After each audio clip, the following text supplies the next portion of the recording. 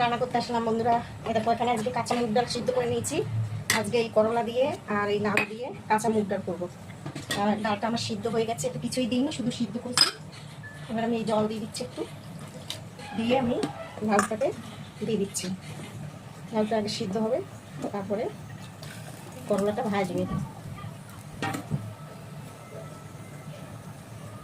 লাউটা সিদ্ধ হলে করলাটা ভাজবো।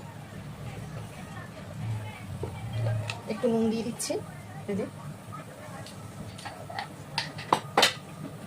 তেঁতুল ডালে বলে হলুদ দেয় না, কিন্তু আমি একটুখানি দেবো, হালকা একটু হলুদ দেবো।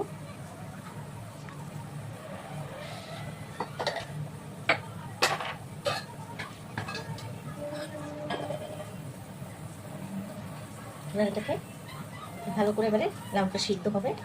তারপরে মুগ ডালটা খুব বেশি সিদ্ধ করবো না, মানে একদম একটু ফেটে ফেটে গেছে তখন আমি জল দিয়ে দিয়েছি। এই যে এরকম থাকবে, একদম গলে গেলে ভালো লাগবে না। আমি এখানে করলাটা ভাজতে থাকি, ডালটা আমি ওপাশে বসিয়েছি সিদ্ধ। কড়াইতে তেল দিয়ে দিলাম, করলার মধ্যে নুন আর হলুদ মাখিয়ে নিয়েছি।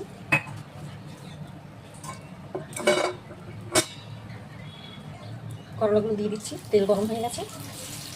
এইভাবে ভেজে নেব গোল গোল করে। আর তেঁতুল ডালের না করলা এবং গোল গোল করে কাটলে ভালো লাগে, দেখতেও ভালো লাগে, খেতে ভালো লাগে।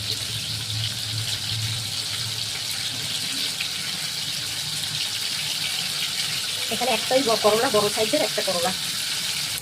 করলাগুলো এইভাবে উঠিয়ে দেবো। এটা ভাজা হয়ে গেছে। এই যে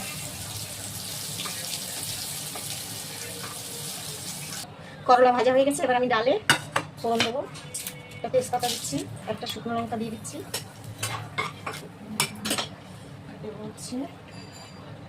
রাঁধুনি ফোড়ন দিচ্ছি,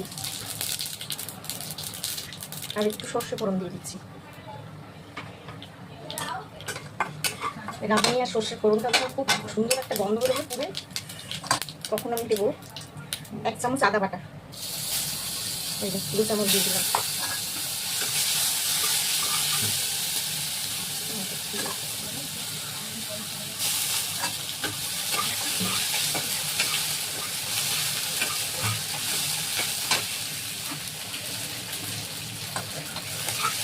এটা আমার একদম হয়ে গেছে, বেশি মানে করবো না, তাহলে ইয়ে হয়ে যাবে।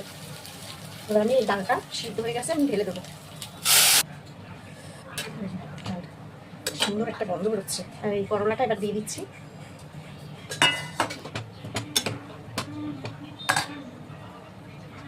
তখন অল্প নুন দিয়েছিলাম, আর একটু নুন দিয়ে দিচ্ছি। তেঁতুল ডালে একটু মিষ্টি না দিলে ভালো লাগবে না। 1 চামচ চিনি দিয়ে দিচ্ছি, আর একটু চিনি দিলাম। কি সুন্দর হয়েছে।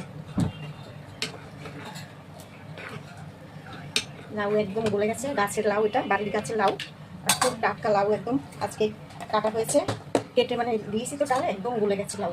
এই যে আর সিদ্ধ করবো না, বেশি গলে গেলে খেতে ভালো লাগে না।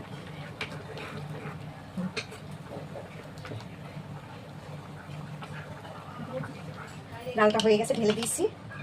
এবারে এই যে একটু ঘি দিয়ে দিচ্ছি।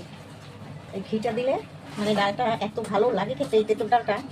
আর তেঁতুল ডালে একটু ঘি না দিলে খেতে কিন্তু ভালো হয় না। এটা ঠান্ডা হলে আরও ঘন হয়ে যাবে একদম। আর এই তেঁতুল ডাল না একটু ঘনই ভালো লাগে খেতে, পাতলা ভাত ডাল ভালো লাগে না। এটা যখন ঠান্ডা হবে আরও ঘন হয়ে যাবে। আমার এই ডালটা কেমন হলো কমেন্ট করে জানাবে, তেঁতুল ডালটা কেমন লাগলো। ঠিক আছে, আর সবাই ভালো থাকবে, আবার দেখা হবে, আবার নতুন কোনো রান্না নিয়ে আসবো।